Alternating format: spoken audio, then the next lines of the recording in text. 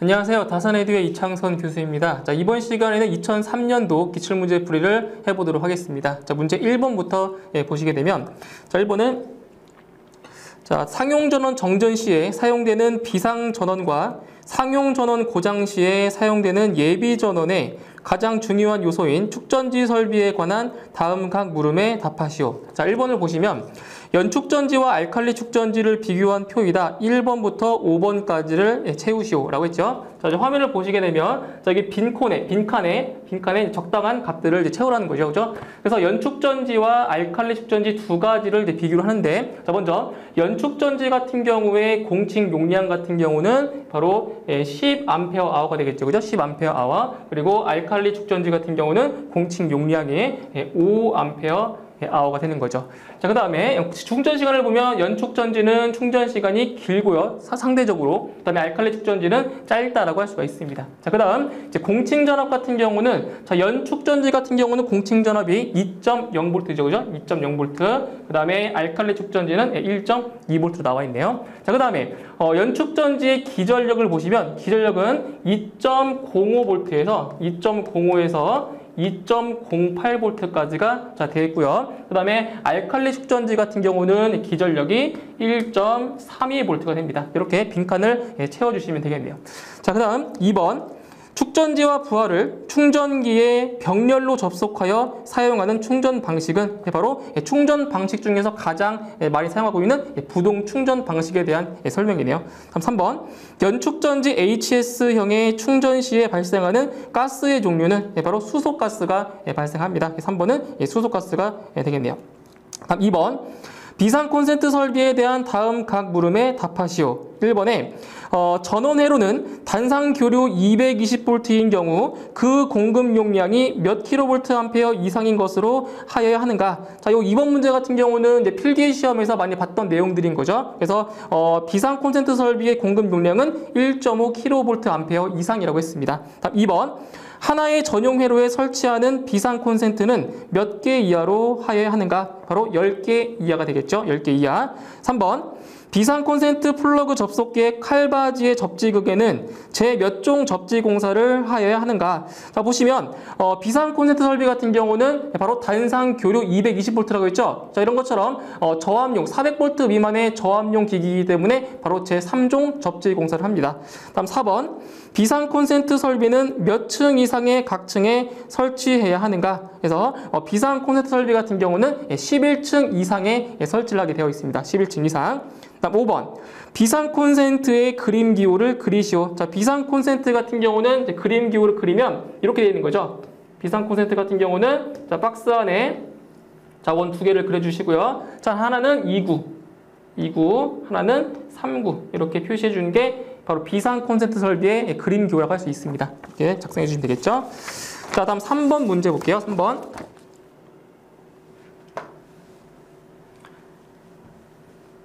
자, 3번을 보시면, 자, 다음 그림과 같은 구역에 비상 방송 설비를 설치하려고 한다. 스피커의 설치를 평면도에 표시하시오. 단, 이때 스피커의 숫자는 최소로 설치하며 배관 배선은 표시하지 않으며 스피커의 심벌은 다음과 같이 표시한다 라고 했네요. 자, 보시게 되면 비상 방송 설비의 확성기 같은 경우는 이제 모든 층에 각 층에 설치하게 되어 있고, 그 다음에 각 층의 각 부분으로부터 하나의 확성기까지의 수평거리가 얼마? 바로 25m 이하라고 했습니다. 그래서 확성기와 확성기 사이의 거리가 최소 얼마? 최대 25m가 되는 거죠. 자, 보시게 되면, 자, 여기 가로 세로가 35m가 되어 있죠. 그럼 여기 가운데 정가운데에다가 자, 이제 문제 나왔어요. 확성기 같은 경우, 스피커 같은 경우는 자, 이런 모양으로 표시하라고 나와 있죠. 이렇게.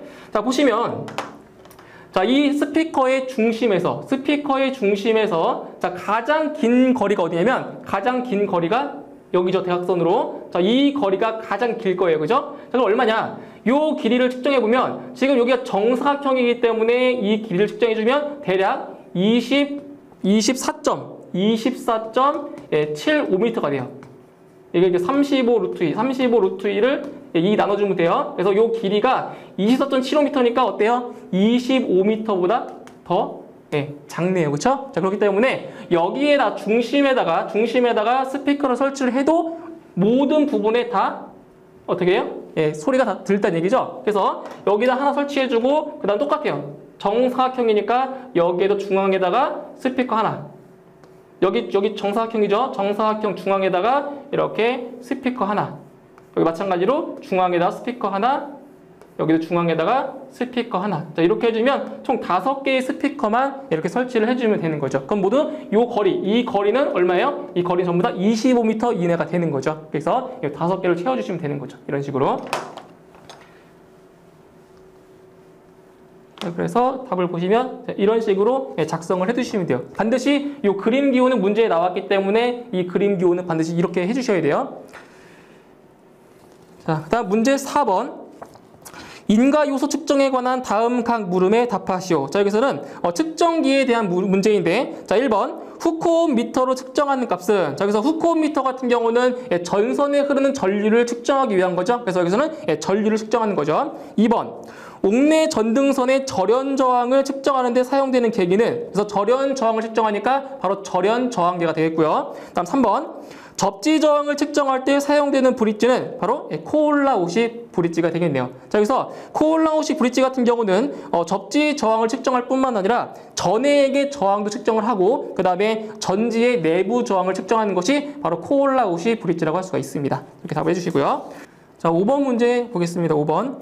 자, 소방설비의 배관 배선 공사에 대한 다음 각 물음에 답하시오. 자, 1번에 금속관과 박스를 접속할 때 사용하는 것은 바로 금속관과 박스를 이렇게 고정시킬 때는 로크 너트를 사용합니다. 로크 너트. 2번 전선의 절연 피복을 보호하기 위하여 금속관 끝에 취부해야 하는 것은 바로 전선의 절연 피복을 보호하는 것은 바로 부싱이라고 할 수 있겠네요. 부싱. 3번 금속관 상호간의 접속용으로 관이 고정되어 있을 때 사용하는 것은, 자, 여기서 금속관 상호간을 접속할 때는 바로 커플링과 유니언 커플링을 사용하는데 여기서는 고정되어 있을 때이기 때문에 바로 유니언 커플링이 답이 되는 거죠. 다음 4번 노출 배관 공사를 할 때 관을 직각으로 굽히는 곳에 사용하는 것은, 자, 보시면 관을 직각으로 굽히는 곳에 사용하는 것은 노멀 밴드도 있고요. 그리고 유니버설 엘보도 있는데, 자, 노멀 밴드 같은 경우는 매입 배관인 경우에 사용하는 것이고 이제 노출 배관인 경우에는 바로 유니버설 엘보를 사용하는 거죠. 그래서 여기서는 노출 배관 공사니까 유니버설 엘보가 답이 되겠네요. 다음 5번 합성 수지관과 후광 전선관 한 본의 표준 길이는 몇 미터인가? 자, 여기서 합성 수지관 같은 경우는 한 본의 길이는 4m. 그리고 후광 전선관, 즉 금속관 같은 경우는 한 본의 표준 길이는 3.6m가 되겠네요. 자, 다음 6번. 자, 다음은 수동 발신기 세트의 외형을 나타낸 도면이다. 그림을 참고하여 다음 각 물음에 답하시오. 자, 1번. 자, T의 명칭 및 용도를 간단히 설명하시오 라고 했네요. 자, 화면을 보시면 이 T 같은 경우는 뭐예요? T는 바로 전화잭이죠. 예, 발신기에 있는 전화잭. 자, 이 전화잭 같은 경우는 바로 뭐예요? 발신기와 수신기간을 어떻게 서로 연결해 주는 거죠. 발신기와 수신기를 연결해서 상호 통화할 수 있는 설비가 바로 전화잭이라고 할 수가 있습니다. 다음 2번. 자, 1의 명칭을 쓰고 이것은 평상시 어떤 상태로 되어 있어야 하는지 답하시오. 자, 1 같은 경우는 뭐예요? 자, L로 써있죠. 그죠? 램프. 램프에서 여기는 표시등. 그죠? 1번은 표시등에 대한 그림이고요. 그리고 이 표시등 같은 경우는 평상시에 바로 점등 상태를 유지해주는 겁니다. 점등 상태. 다음 3번. 2의 명칭을 쓰시오. 자, 2번 같은 경우는 뭐예요? 벨이죠, 벨. 그래서 2번은 경종이라고 답을 해주시면 돼요. 경종. 2번은 경종. 다음 4번. P형 발신기는 어떻게 동작하는지 간단히 설명하시오라고 했네요. P형 발신기 같은 경우는, 자, 발신기 스위치를 누르면, 그죠? 발신기 스위치를 누르면 바로 화재 발생 신호를 어디에? 수신기에 수동으로 발신하며, 그 다음에 P형 발신기에는 바로 응답. 자, 응답 확인 램프가 점등이 되게 되는 겁니다. 그래서 이렇게 P형 발신기 세트는 이렇게 발신기 스위치를 눌렀을 때 화재 발생 신호를 수신기에 보내고 바로 이 발신기에서는 응답 확인 램프에 불이 들어오게 되는 겁니다. 이렇게 답을 해주시면 되겠네요. 자, 다음 문제 7번. 자, 보시면 공기관식 차동식 분포형 감지기의 설치 기준에 대하여 설명한 것이다. 자, 괄호 안에 알맞은 말을 넣으시오. 자, 첫 번째부터 볼게요. 자, 공기관의 노출 부분은 감지 구역마다 얼마 이상? 바로 20m 이상이라고 했어요. 자, 20m 이상이 되도록 설치한다. 다음 2번. 공기관과 감지 구역의 각 변과의 수평거리는 몇 미터 이하? 바로 1.5m 이하이고, 공기관 상호 간의 거리는 자, 기타 구조예요. 기타 구조인 경우에는 자, 6m가 되는 거고요. 그리고 내화 구조인 경우는 9m가 되는 거죠. 9m. 자, 6m 이하가 되도록 설치한다. 다음 3번. 하나의 검출부에 접속하는 공기관의 길이는 바로 몇 미터? 최대 몇 미터? 100m죠. 100m 자, 이하가 되도록 한다. 다음 4번. 검출부는 몇 도 이상 경사시키지 않는다. 자, 여기서는 뭐예요? 공기관식, 차동식 뭐예요? 차동식 분포형이니까 몇 도? 바로 5도 이상. 분포형은 5도예요. 5도 이상 경사시키지 않는다. 다음 5번. 검출부는 바닥으로부터 얼마? 0.8m 이상, 그리고 1.5m 이하에 부착한다. 이렇게 괄호안을 채워주시면 되겠네요. 다음 8번. 자, 다음은 습식 스프링클러 설비에 대한 것이다. 1번부터 5번의 전선 가닥수는, 자, 그림 볼게요. 자, 여기서는 자, 습식 스프링클러 설비의 자, 전선의 가닥수를 구하는 문제가 되겠네요. 자, 1번부터 5번까지 볼게요. 자, 1번 같은 경우는 뭐냐면 이게 바로 습식 밸브죠. 습식 밸브니까 1번에는 몇 가닥이 들어가냐? 1번에는 바로 3가닥이 들어가게 되겠네요. 3가닥. 3가닥. 자, 어떻게 3가닥이냐? 바로 유수 검지 스위치, 즉 압력 스위치 똑같아요. 유수 검지 스위치. 유수 검지 스위치. 다른 말로 압력 스위치라고 해요. 유수 검지 스위치. 그다음 뭐가 들어가요? 그다음에 템퍼 스위치 들어가죠. 템퍼 스위치. 템퍼 스위치, 그 다음에 공통선, 이렇게 3가닥이 들어가요. 1번에. 자, 그 다음에 2번을 보시면, 자, 1번과 그 비교를 해볼게요. 1번과 비교하면, 요 2번 같은 경우는 뭐가 들어가냐면, 바로 사이렌, 그죠? 사이렌선이 1가닥 더 추가되면 되는 거예요. 그래서 2번에는, 자, 4가닥이 들어가고요. 4가닥 들어가고, 아까 유수검지 스위치 있죠? 그리고 템퍼 스위치, 그리고 공통선, 요 3가닥에다가 뭘 추가시키냐? 바로 사이렌. 그죠? 사이렌만 1가닥 추가시키면 바로 4가닥이 되는 거예요. 2번은 4가닥. 일단 3번. 자, 3번은 어때요? 3번은? 3번은 똑같잖아요. 그러니까 요게 한 존. 요게 한 존. 그래서 1번과 3번은 가닥수가 어때요? 똑같아요. 여기는 3가닥. 바로 유수 검지 스위치, 그리고 템퍼 스위치 공통해서 3번도 3가닥이 들어가고요. 그 다음에 4번. 4번은 뭐랑 같겠어요? 4번은 여기 2번이랑 같겠죠? 4번은 똑같이 4가닥. 그래서 유수 검지 스위치, 그 다음에 템퍼 스위치, 그리고 공통 1가닥은 바로 사이렌. 사이렌이 1가닥 들어가서 4가닥이 되는 거예요. 그 다음에 5번 같은 경우는 지금 습식 밸브가 지금 몇 개 있어요? 하나, 2개 있죠? 하나, 2개. 자, 이렇게 습식 밸브가 늘어날 때마다 증가하는 게 있어요. 자, 습식 밸브가 늘어날 때마다 증가하는 게 뭐냐? 유수 검지 스위치, 그리고 템퍼 스위치, 그다음에 사이렌. 요 3가닥은 습식 밸브가 늘어날 때마다 한 개씩 더 늘어나는 거예요. 그렇기 때문에 이 5번 같은 경우는 몇 가닥 들어가요? 여기 4가닥. 하나, 둘, 셋, 4가닥에다가 플러스 3가닥. 그죠? 플러스 3가닥에서 여기는 총 7가닥이 들어가게 되는 거죠. 7가닥. 그래서 유수 검지 스위치 2가닥, 템퍼 스위치 2가닥, 그리고 사이렌 2가닥, 공통선 1가닥. 그래서 5번에는 7가닥이 들어가는 거예요. 7가닥. 자, 다음 9번 문제. 자, 9번 문제 볼게요.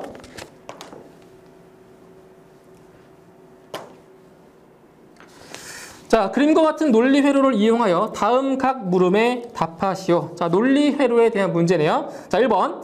자, 3개의 입력 단자 A, B, C에 각각 1의 입력이 들어간다면 출력 단자 X, Y에는 어떤 출력이 나오겠는가? 어차피 출력은 둘 중에 하나예요. 0 아니면 1인 거예요. 자, 보세요. 여기 A, B, C. 자, A, B, C 입력에 전부 다 뭐를 입력했냐면 자, 1. 자, 1이라는 값을 전부 입력을 했어요. 그죠? 자, 하나씩 볼게요. 자, 그러면 입력 A를 보시면 입력 A 앞단에 뭐가 있어요? 낫 게이트. 이 낫은 부정이죠? 부정이니까 입력 1이 들어가면 부정을 취해서 얼마가 되는 거예요? 여기는 0이 되죠. 0. 그죠? 부정이니까. 그리고 여기는 자, B가 입력 1이니까 여기는 1이 들어오고요. 마찬가지로 입력 C가 1이니까 여기도 1. 여기 B가 입력 1이니까 여기도 1이 되는 거죠. 그죠? 이렇게. 그 다음에 자, 이건 뭐예요, 이거? 이거는 오화 게이트. 자, 오화 게이트니까 둘 중에 하나가 1이네요. 그러니까 뭐야? 출력은 바로 1이 나오는 거죠. 오화 게이트. 그래서 여기도 입력이 1이 되고요. 이렇게. 그죠? 여기는 똑같아요. 입력 C가 이렇게 들어왔잖아요. 그죠? 1. 자, 그다음 이제 마지막 보시면 자, 엔드 게이트. 엔드 게이트 같은 경우는 모든 입력이 얼마일 때, 모든 입력이 1일 때 출력이 얼마로? 1로 나오는 거예요. 그래서 모든 입력이 1이니까 출력이 1 나오겠죠. 여기도 모든 입력이 1이니까 출력이 이렇게 1로 나오겠죠. 그렇기 때문에 이 출력단 x랑 y, x와 y는 뭐가 나오는 거예요? x도 1이고 y도 1이 나오는 거네요. 그죠? 출력값이 이렇게 해서 1, 자, 1이 되는 거예요. 다음 2번. x와 y에 대한 논리식을 작성하시오. 자, 여기서 논리식을 만드는 건데 먼저 x를 먼저 볼게요. x 먼저. 자, 살짝 지우고.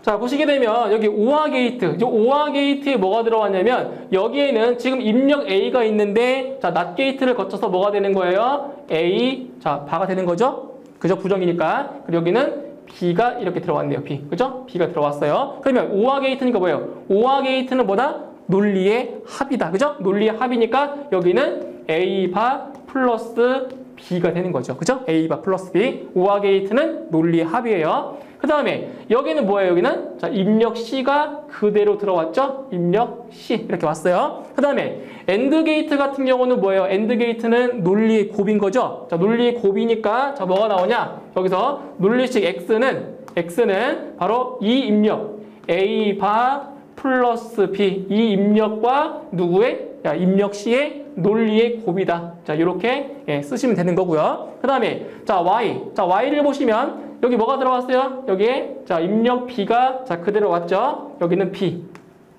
여기 입력 자, C. 맞아. 마찬가지로 엔드 게이트이기 때문에 뭐예요? 엔드 게이트는 논리의 곱이라고 했죠? 논리의 곱이 돼서 자, 뭐가 돼요? 여기는 출력이 여기는 그냥 B 곱 C가 되는 거죠. 그래서 Y는 뭐다? BC다. 이렇게 논리식을 작성해 주시면 되는 거예요. 다음 10번. 자, 무선 통신 보조 설비에 대한 다음 각 물음에 답하시오. 자, 10번 문제.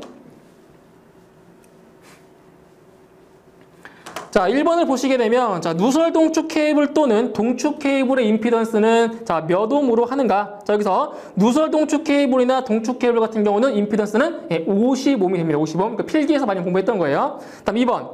누설 동축 케이블의 끝부분에는 어떤 종류의 종단 저항을 견고하게 설치해야 되는가? 바로 무반사 종단 저항을 설치합니다. 그죠?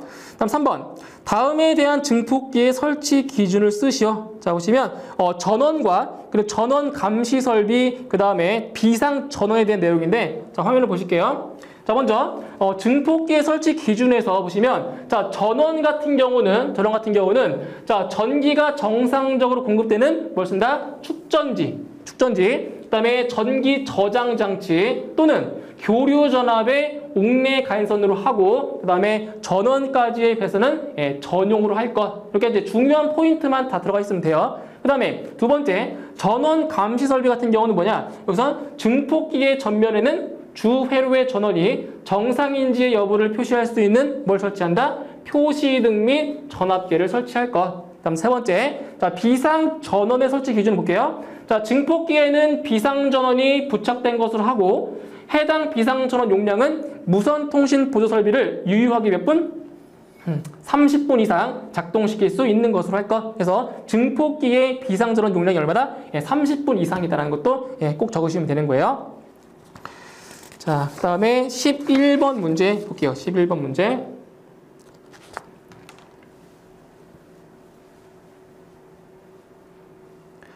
자, 다음 그림은 지상 5층, 지하 1층의 건물에서 각 층의 자동화재 탐지 설비를 나타낸 평면도이다. 이 도면을 보고 다음 각 물음에 답하시오. 자, 1번.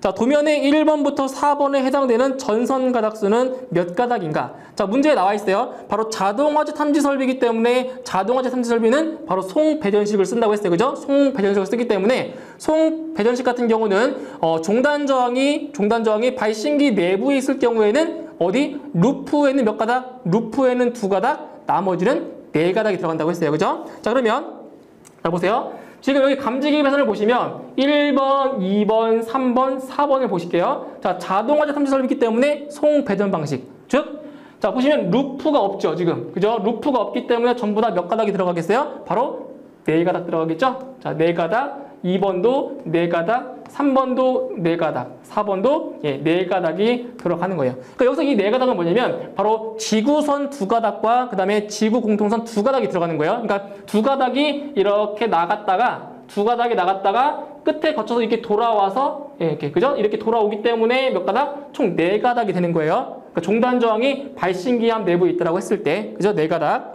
다음 2번. 자, 도면에 오는 배관배선의 상승, 이나 소통에서 소통을 나타내는 그림 기호이다. 케이블의 방화구의 관통부에 대한 소통의 그림 기호를 그리시오. 자, 이 5번 같은 경우는 이 그림이 뭐냐? 이 그림 같은 경우가 소통이에요, 소통.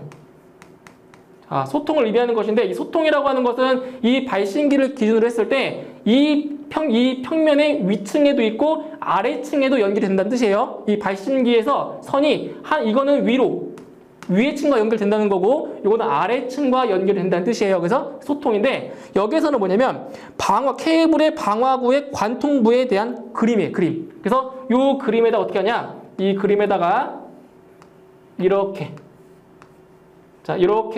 표시해주면 이게 바로 관통부를 통과하는 그러한 소통기호가 되는 거예요. 그래서 이 그림을 그리시면 되는 거죠. 이 그림. 그죠? 이 그림을 그리시면 되고요. 다음 3번. 자, 수신기를 1층에 설치한다고 할 때 이 설비의 입상 개통도를 그리고 입상 전선의 최소 가닥수를 표시하시오. 여기서는 3번 같은 경우는 바로 개통도를 그리는 문제예요. 자, 개통도를 보면서 설명을 드릴게요. 자, 일단 답안지에는 이런 식으로 이제 개통도를 이제 그리셔야 되는데 지금 이 건물이 지상 5층이면서 지하 1층이라고 했죠. 그죠? 그러니까 지상 5층까지 그리고 지하 1층까지 해놓고요. 그리고 모든 층에 뭐가 있어요? 모든 층에 전부 다 P형 발신기가 이렇게 모든 층에 설치가 되어 있고요. 그리고 수신기 같은 경우는 어디에? 1층에 수신기가 설치가 되어 있습니다. 그죠? 자, 보시면 이제 중요한 것은 이 발신기와 발신기 사이 요 간선수. 자, 간선수가 중요한 건데 자, 기본적으로 이 발신기 세트에 들어가는 게 몇 가닥이에요? 기본적으로 들어가는 게 바로 7가닥. 기본적 들어가는 게 바로 자, 보세요. 지구선 들어가요. 지구선 또는 회로선. 그리고 지구 공통선. 그다음에 응답선 들어가고요. 그리고 전화선 들어가죠. 요 네 가닥은 어디에 들어가는 거예요? 바로 발신기에 들어가는 거고요. 그리고 경종선. 그죠? 발신기 세트에는 뭐가 있어요? 경종도 있고, 뭐도 있어요? 표시등도 있죠, 표시등. 그래서 표시등선, 그리고 경종 표시등 공통선. 기본적으로 몇 가닥? 7가닥이에요. 그래서 가장 위층에 있는 게 몇 가닥? 7가닥이 들어가는 거죠. 자, 그리고 여기서는 지금 면적이 안 나왔죠. 자, 지상 5층까지는 되어 있지만 면적이 나오지 않았기 때문에 뭐를 한다? 바로 일제 경보 방식으로. 자, 면적이 나오지 않았어요. 그렇기 때문에 일제 경보 방식으로 가닥수를 따지면 되는 거예요. 그래서 여기 4층과 5층 사이에는 몇 가닥? 7가닥. 요 7가닥 들어가고요. 그 다음에 3층과 4층 사이에는 몇 가닥? 8가닥. 자, 뭐가 증가했냐? 바로 지구선이 한 가닥 증가한 거예요. 그래서 지구선 같은 경우는, 회로선 같은 경우는 발신기의 세트를 보시면 돼요. 발신기 세트. 그래서 여기 이 3층과 4층 사이에는 발신기가 몇 개 있어요? 발신기가 몇 개? 예, 2세트. 그죠? 2세트가 있기 때문에 지구선이 몇 가닥? 2가닥 된 거예요. 그래서 여기서 7가닥에서 플러스 1이 돼서 8가닥 된 거죠. 8가닥. 그 다음에 2층과 3층도 마찬가지로 발신기 세트가 늘어났기 때문에 여기는 몇 가닥? 9가닥. 그러니까 다른 가닥수는 변함이 없는 거예요. 그래서 여기 지구 공통선 같은 경우는 뭐냐면 지구선이 7가닥을 초과할 때마다 증가하는데 여기서는 지구선이 7가닥이 안 됐기 때문에 그냥 지구선만 계속 늘어나는 거예요. 7가닥, 8가닥, 9가닥, 10가닥. 그죠? 그 다음 여기는 몇 가닥이에요? 여기는? 자, 수신기가 여기 있죠, 수신기가 여기 있으니까 수신기를 등지고 어디? 이만큼 보시면 돼요. 그러면 발신기 세트가 하나 있으니까 그대로 몇 가닥? 7가닥. 그죠? 세트가 하나 있으니까. 자, 그 다음에 여기 수신기와 이 발신기를 보시면은 몇 가닥 되어 있어요?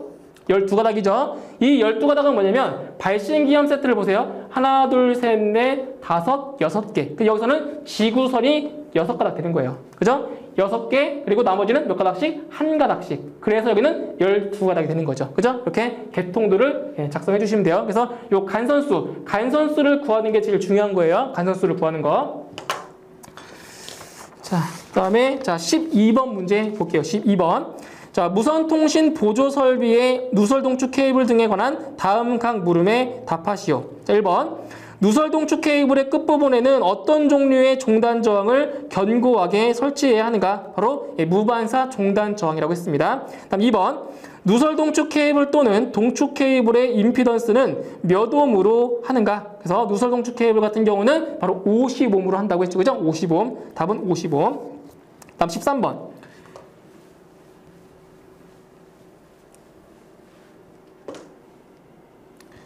자, 13번은 자, 다음 그림은 유도 전동기의 Y델타 기동 운전 제어의 미완성 도면이다. 도면을 보고 다음 각 물음에 답하시오. 자, 1번. 자, 도면에서 THR은 어떤 계정인가? 자, THR 많이 볼 거예요. 그래서 THR. 자, THR 같은 경우는 뭐예요? 바로 과부하 보형이죠. 열동 계정기. THR은 열동 계정기 되겠고요. 다음 2번. 도면에서 MCCB의 원어에 대한 우리말 명칭은 무엇인가? 여기서 MCCB. MCCB 같은 경우는 뭐예요? 바로 배선용 차단기네요. 그죠? 배선용 차단기. 자, 다음 3번. 자, 다음 표 부분의 접점은 어떤 역할의 접점이라 하는가? 자, 보시면 여기 당구장 표시죠. 당구장 표시. 자, 이 접점은 뭐냐면 바로 자, 푸시 버튼을 누르면 이 푸시 버튼 경우는 뭐냐면 수동으로 눌렀다가 자동으로 복귀되는 거예요. 그죠? 이런 경우에는 뭐냐면 자, 지금 이 접점이 없다라고 하면 이 푸시 버튼을 떼면 바로 이 계정기가 어떻게 돼요? 계정기가 소자가 돼버려요. 소자가. 근데 이 접점, A 접점 있죠? MCY A 접점을 병렬로 달면 바로 이 푸시 버튼을 떼도 이렇게 전류가 이렇게 흐르기 때문에 여자 상태를 뭐한다? 유지해 주는 거예요. 그래서 이 접점은 뭐냐? 이 접점은 바로 자기 유지 접점이다라고 해요. 자기 유지 접점이다. 그래서 여기서 푸시 버튼, 이 푸시 버튼을 떼어도 이렇게 여자 상태가 유지되게 할 수 있게 하는 게 뭐예요? 그게 바로 요 MCY A 접점이 되는 거죠. 자기 유지 접점이다. 자기를 유지시키는 접점이다. 그래서 자기 유지 접점 해주시면 돼요. 다음 4번. 주회로 부분의 Y델타에 대한 델타 부분의 주접점 회로를 완성하시오. 자, 여기 자, 주회로 부분을 보시게 되면 자, 여기는 자, Y 결선은 되어 있어요. 근데 여기 델타 결선이 안 되어 있죠. 그죠? 델타 결선 한번 해볼게요. 이 델타 결선 같은 경우는 뭐가 있냐면 지금 UVW, XYG 이렇게 되어 있죠. 그죠? 그러니까 델타 결선 같은 경우는 이거예요. 델타, 삼각형. 그죠? 자, 삼각형이에요. 삼각형. 그래서 여기는 U, 자, V, W. 자, UVW 쓴 거예요. 그 다음에 옆에다가 XYZ. 여기 X. 자, Y. 자, 스몰 쓸게요. Y. 여기 Z. 자, 이렇게 돼서 이 꼬리에 꼬리를 무는 거죠. 이렇게. 자, 이렇게 삼각형, 결선을 삼각형으로 만들어 주는 거예요. 그래서 어떻게 해줄 거냐면, 자, 보세요. 요 U랑 누구랑 해줘요? U하고 Y랑. U와 Y. 연결할 거예요. 그 다음에 V와 Z. 이렇게. 그 다음에 W와 X. 이렇게 결선을 해주시면 돼요. 그러면 이렇게 삼각형 형태의 자, 결선도가 나오게 되는 거예요. 그래서 이렇게 결선을 해볼게요. 잘 보세요. 자, 먼저. 자, 여기 U. 자, U는 누구랑 간다고요? U는 어디로? Y로. Y로 가니까 이렇게. 자, U는 Y로 왔어요. 그 다음에 자, V는 누구예요? V는 누구로 어디로 와요? Z로. V는 Z로. 여기서 Z로. 이렇게. 그 다음에 W는 어디로 누구 와요? W는 X. W는 X랑 이렇게 연결해 주시면 이렇게 바로 델타 결선이 완성이 되는 거죠. 주의할 점은 여기에 접속하는 점을 반드시 찍어주셔야 맞는 거예요. 찍어주셔야 돼요. 이렇게 점은 이런 식으로. 델타 결선이 이렇게 완성이 되겠네요. 그죠? 5번. MC 델타, MCY에 대한 보조 접점의 미완성 부분에 알맞은 접점을 그려 넣으시오. 이때 어떤 전자계폐기의 접점인지 구분이 되도록 전자계폐기 명칭을 접점 옆에 쓰도록 하시오. 라고 했네요. 자, 이제 보시게 되면 여기에 자, 1번부터 자, 1, 2, 3, 4에 지금 접점이 빠져 있죠. 그죠? 자, 이제 뭐가 들어가나 보세요. 자, 지금 여기는 뭐냐면 MCY는 이제 Y. 자, Y 기동이에요. Y 기동. 그리고 MC 델타는 델타 운전 계정기예요. 그때 여기서 이 1번과 2번은 뭐냐면 바로 Y 기동과 델타 운전이 동시에 이루어질 수 없도록 뭘 해주냐? 바로 여기가 바로 인터록. 자, 인터록 접점을 이렇게 만들어줘야 돼요. 인터록 접점. 그러니까 인터록 접점이라고 하는 것은 자, 두 개가 동시에 일어날 수 없도록 해주는 거예요. 자, 그래서 여기에 뭐가 들어가냐? 지금 여기는 뭐냐? 지금 MCY 쪽에는 뭐가 들어가냐면 여기에 B접점의 B접점, MC 델타의 B접점. 자, 이게 무슨 말이냐면 MC 델타가 자, 여자가 되면 이 접점이 어떻게 돼요?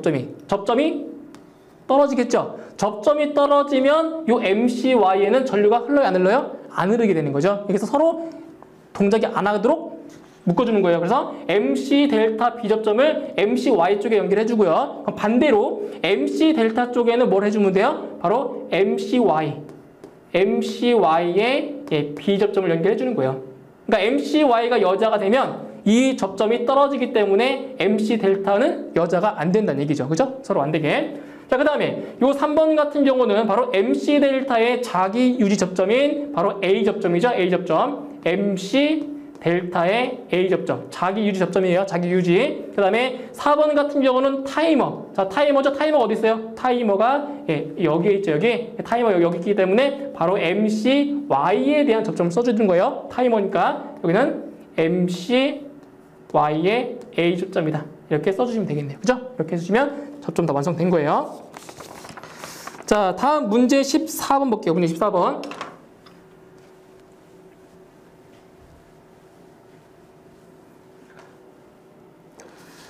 자, 자동 화재 탐지 설비의 음향장치의 설치 기준에 대한 다음 각 물음에 답하시오. 1번. 전격 전압은 최소 몇 % 전압에서 음향을 발할 수 있어야 하는가? 바로 전격 전압은 몇 %? 바로 80%, 80%. 2번. 음향은 부착된 음향장치의 중심으로부터 1m 떨어진 위치에서 몇 데시벨 이상이 되는 것으로 하여야 하는가? 그래서 음향장치는 중심으로부터 1m 떨어진 지점에서 90데시벨 이상이 돼야 맞는 거죠. 90데시벨. 다음 3번. 5층 이상으로서 연면적이 3,000제곱미터를 초과하는 특정 소방 대상물 또는 그 부분에 있어서 답안지와 같은 경우에는 어떻게 경보를 발하여야 하는가? 자, 화면 보세요. 자, 5층 이상이면서 연면적 3,000제곱미터 초과다. 이게 뭐예요? 바로 우선 경보 방식인 거죠. 우선 경보 방식이에요. 경보 방식. 그때 2층 이상에서 발화했다. 2층 이상에서 발화했을 때는 바로 발화층과 직상층, 그러니까 바로 위층이에요. 직상층에 우선적으로 이제 경보를 이제 발하는 거고요. 그다음에 1층에서 발화가 됐을 때는, 불이 났을 때는 자, 발화층과 불이 난 층과 그리고 바로 위층, 직상층, 그리고 지하층. 그러니까 지하층인데 지하 전층이에요, 전층. 지하 모든 층이에요. 지하 전층. 그 다음에 지하층에서 발화했을 때는 먼저 발화층 일단 우선적으로 자, 발화층의 경보를 발하고요. 그리고 바로 위에 있는 층, 직상층, 그리고 나머지 요 발화층을 제외한 그리고 기타의 지하층에 자, 우선적으로 경보를 발하는 것이 뭐예요? 그게 바로 우선 경보 방식이라고 해주는 거죠. 이렇게 답을 써주시면 되는 거예요. 자, 이렇게 해서 이번 시간에는 문제 14번까지 풀고요. 다음 시간에 이어서 문제 풀도록 하겠습니다. 수고하셨습니다.